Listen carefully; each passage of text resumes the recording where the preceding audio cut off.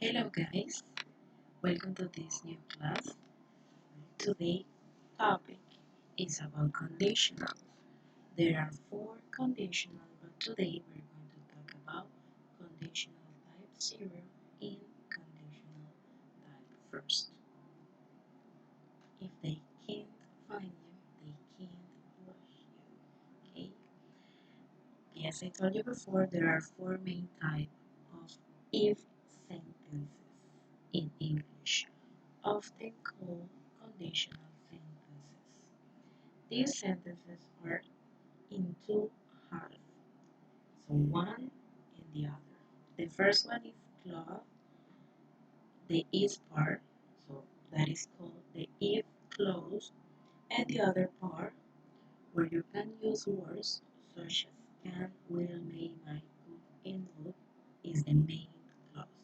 So one part is called the if clause, and the other part is the main clause.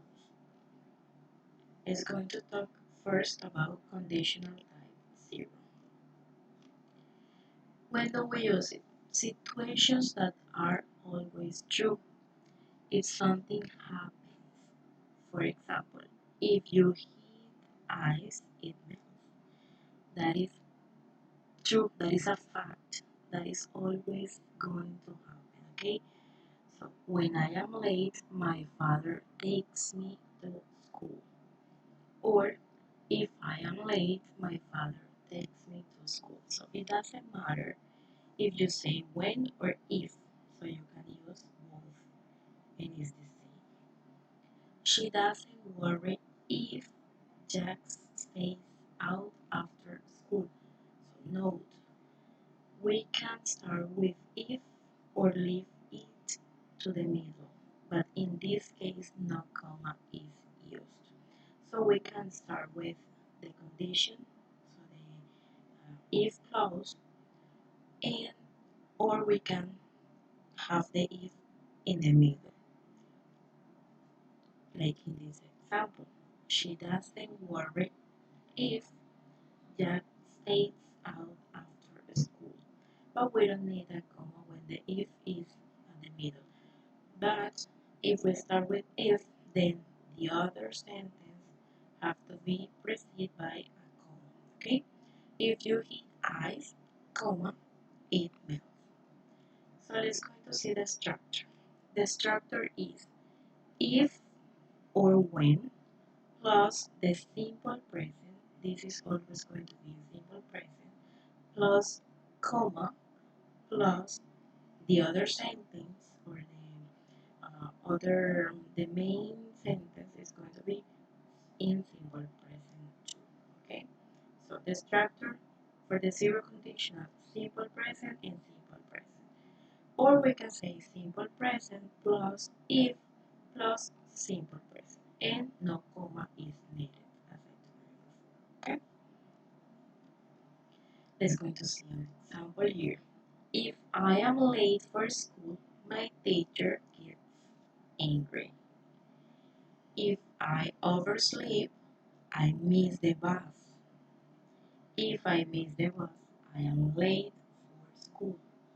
If I am late for school, my teacher gets angry. Okay, that is uh, the, the zero conditional. Always the two sentences are going to be in simple present. And that is when something is always true. So we are talking about facts and we are talking about scientific um, uh, events. Okay, now let's go to talk about the first condition. The first conditional is also with two parts. The first one is the if clause, and then we have the main clause. In the first sentence, we're going to, in the if clause, is going to be if plus the present tense is also going to be present simple, and then the main clause we can use will, can, may, must, or plus another verb. If remember, if we use a modal verb, we need to follow that verb with another verb, and that verb have to be the base form. So let's going to see this example. If I go to London, I will see the Big Ben. Okay? So if you see, this is a probability. Okay? So let's going to check.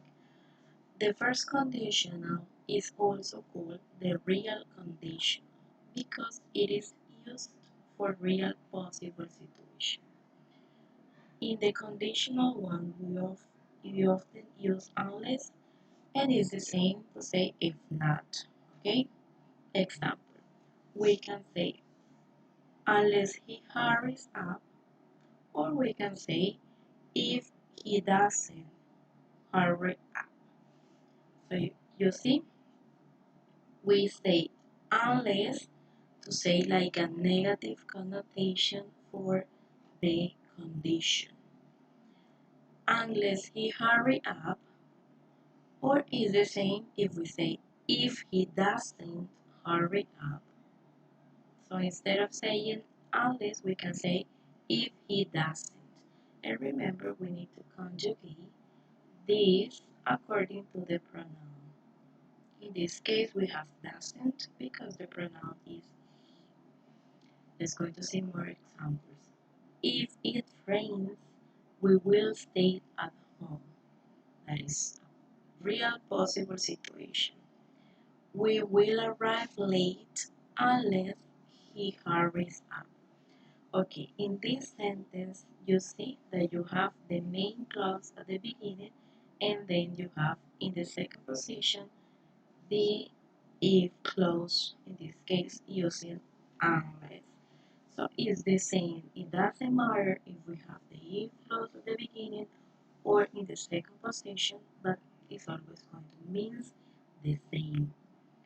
Peter will buy a new car if he gets his prize.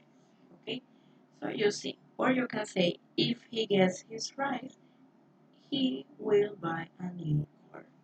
Okay, so basically, it doesn't change the meaning of the sentence if you uh, put the if clause at the beginning or in the second position. Let's going to see these examples. If I go to London, I will see the Big Ben. If I go to Buckingham Palace, I can take a photo of the Royal Guard. If I go to London, you must look right before crossing the street. Okay, remember, if you are here in Colombia, you don't need to um, look at the right, you need to look at your left. But in London, it's the opposite. You need to look at the right before crossing a street. So that is a real situation. Is going to see the use of conditional type 1 in traditions and superstitions. Okay, so this is a tradition or a superstition for good luck. If the first butterfly you see, because you're conjugating the verb in present simple and is with you. So if the first butterfly you see in the year is white, you, then the main clause have to be in a future using will.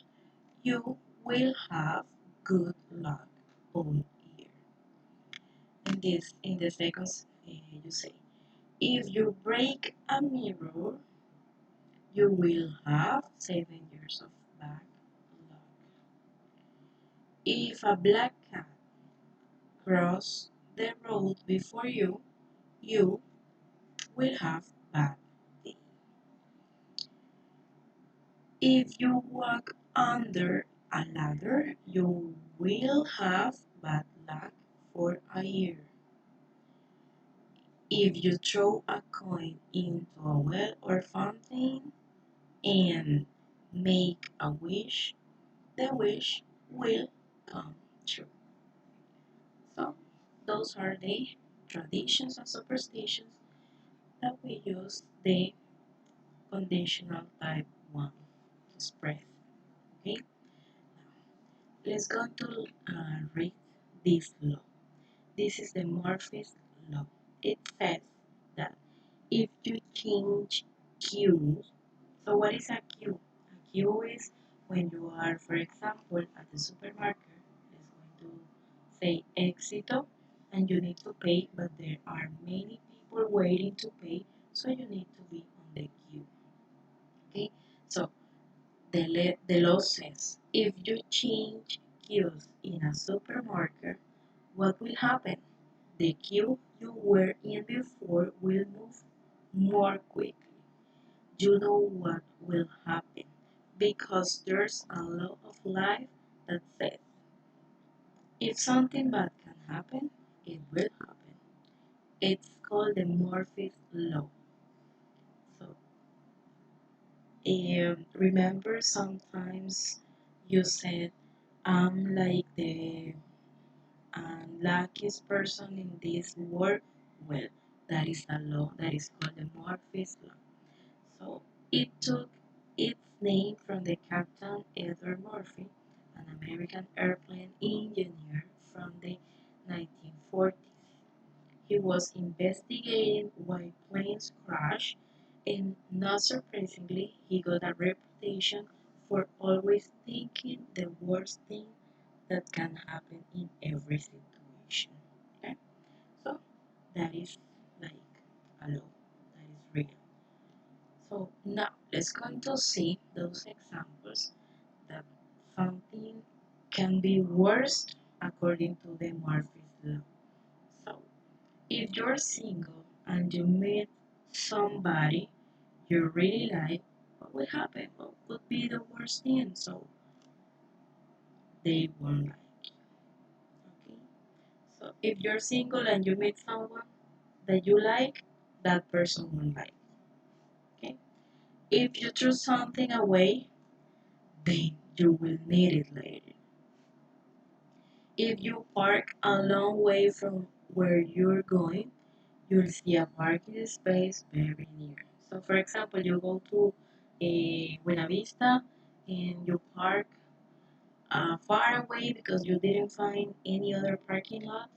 Then, once you're coming to enter to this mall, then you will see a new parking lot, and it was near. But that's a lot. If your baby goes to sleep late, then he or she will wake up early.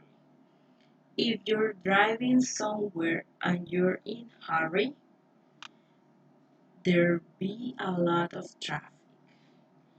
If you arrive very early to catch a plane, it will be delayed. And if you get to work late, your boss will arrive early. Yeah. Oh my God. Well, and finally, if you leave your mobile phone at home, a lot of people will call you. Okay?